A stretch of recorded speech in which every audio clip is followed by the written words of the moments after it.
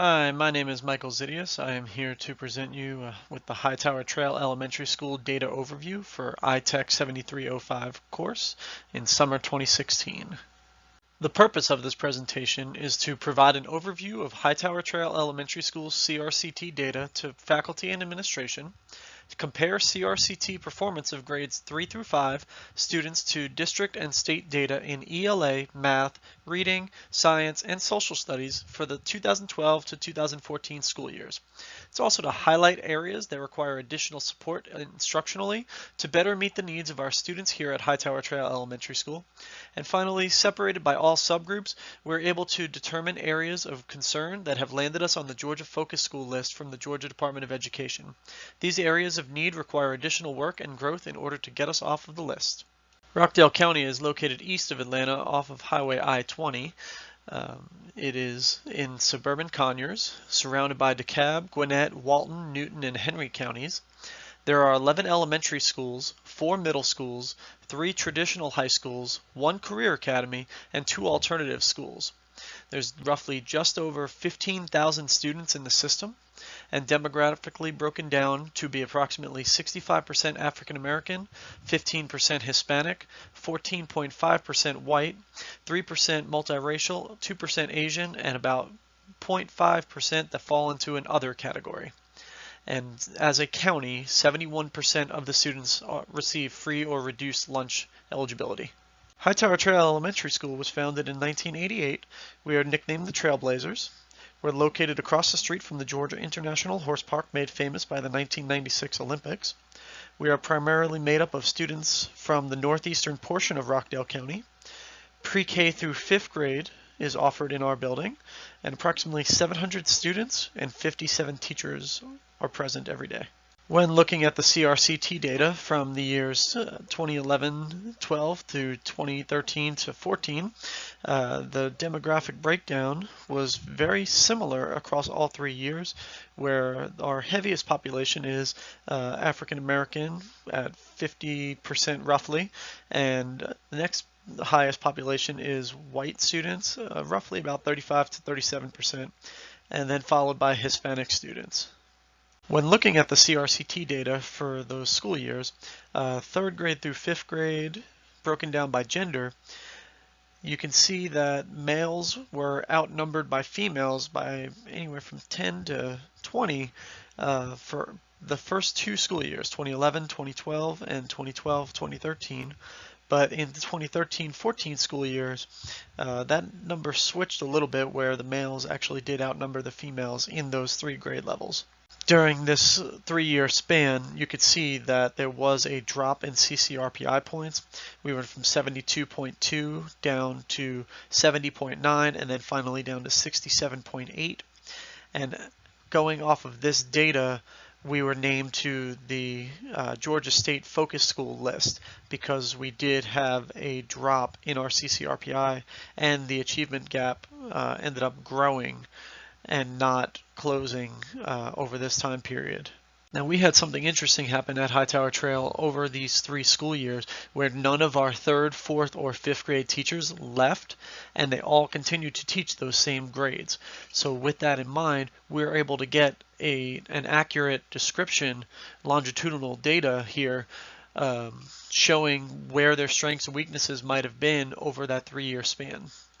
You can see from the key down here that red means that we were lower than the district and state, yellow means that we were higher than the district or the state, and green means we were higher than the district and the state. So I've highlighted here the school level.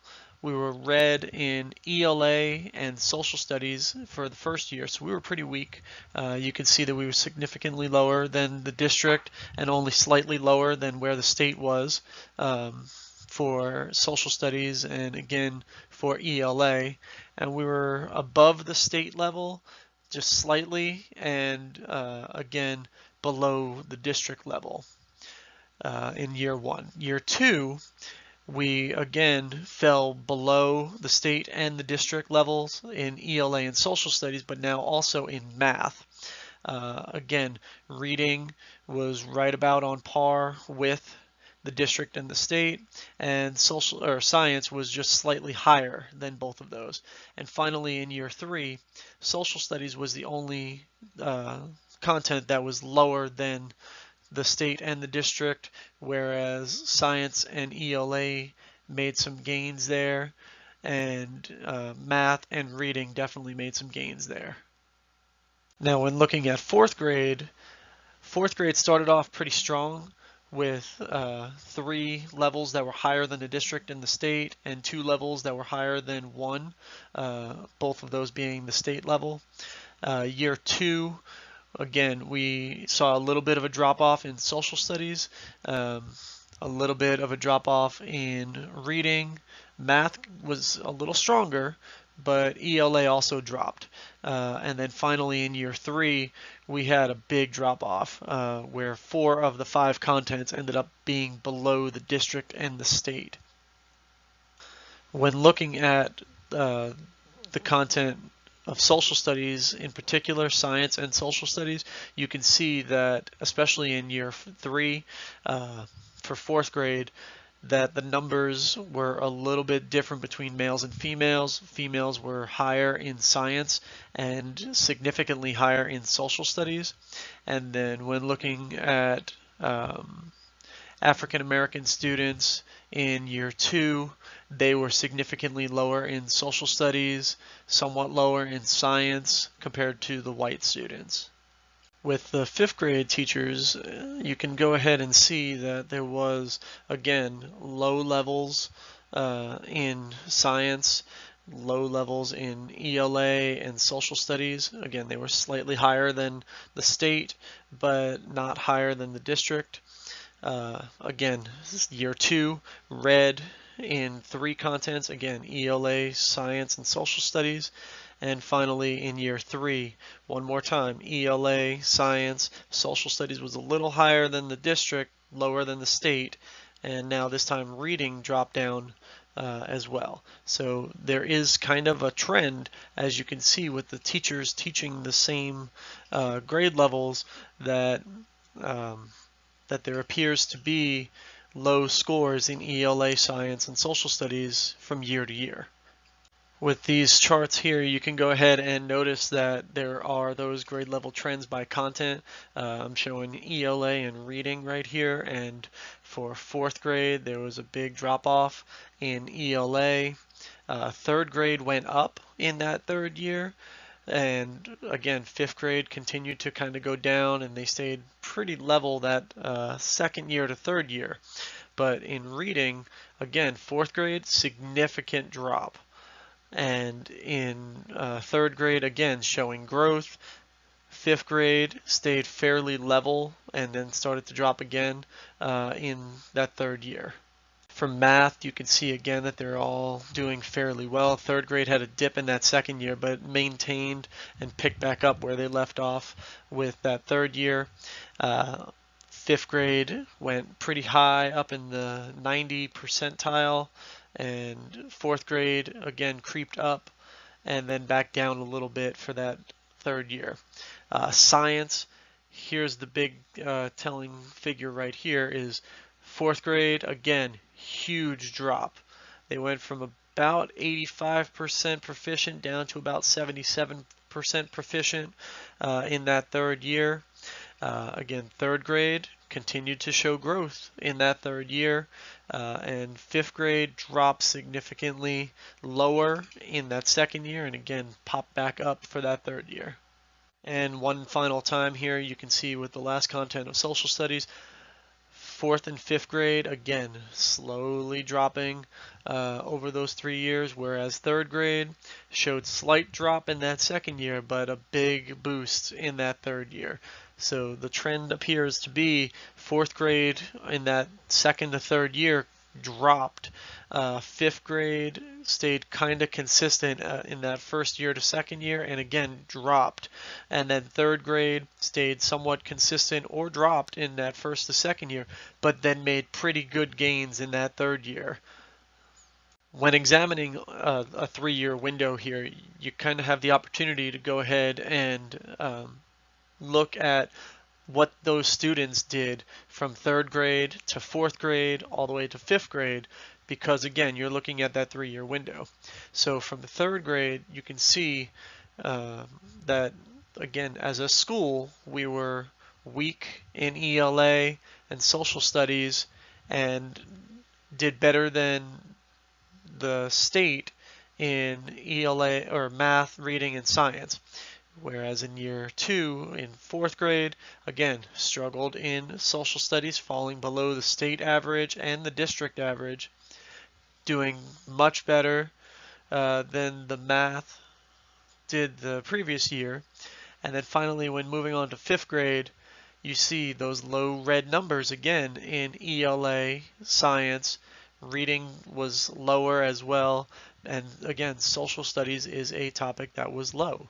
So this cohort was low in ELA, science, and social studies all 3 years that they were taking their CRCT exams. So what does this all mean? Basically, again, as been repeated over and over again in this presentation here, we were weak in ELA, science, and social studies almost across the board.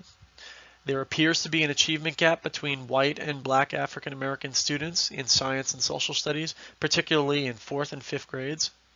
Students with disabilities, a relatively small group, a small subgroup across grades 3, 4, and 5, but they have very low proficiency levels across all content levels. They were ranging anywhere from 15% proficient to about 40% proficient in almost all content areas. Again, it was a small sampling where there might have been only 16 students per grade level, so it wasn't a huge percentage of the grade. It was less than 10, about 10 to 15% of the grade level was the students with disabilities.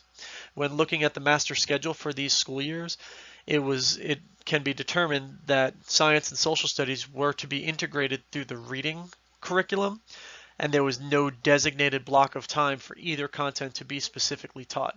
So part of the issue that we can determine from looking at the data is that not having a designated science and social studies time in the day greatly impacted how poorly we scored on the CRCT exams.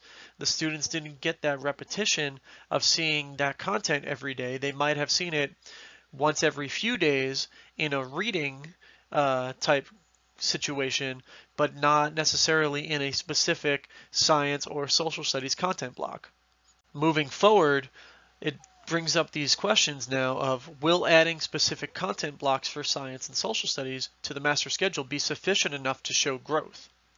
Seeing that we are approximately 50% black or African American in student population, and it has been determined that there is an achievement gap between white and black students, what are some causal factors for this gap? How can we better target instruction for our largest student population who is showing across the data that they are struggling in multiple grades? And how does the staff demographic breakdown relate to the student demographic breakdown?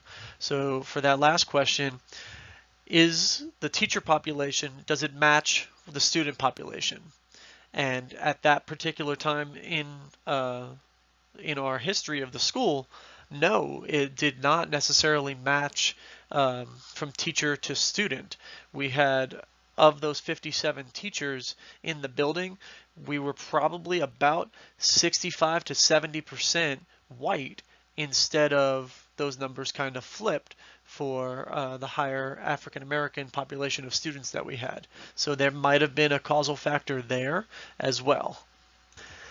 Now, the breakdown of our data overview stops after that CRCT, the last year that the CRCT was offered, because the milestones don't necessarily align with what the CRCT was doing at that time. Plus, we did not get our milestones data back until midway through the 2nd year of having Georgia milestones.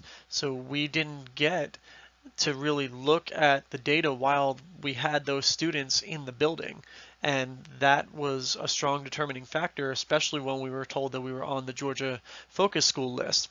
We didn't have the ability to work with those students while they were still with us to go ahead and have a greater impact on them, to determine what interventions might have needed to be used. Now, with the new Georgia milestones and having more of an integrated role with the administrative team, I've been able to look at the Georgia milestones that we just took this past April and break down what areas we were weak in. And as a data team, we're going to evaluate what we were weak in as a school and start targeting those areas for direct intervention and instruction to go ahead and try and close that achievement gap and get us off of the focus school list. Thank you for watching the Hightower Trail Elementary School Data Overview.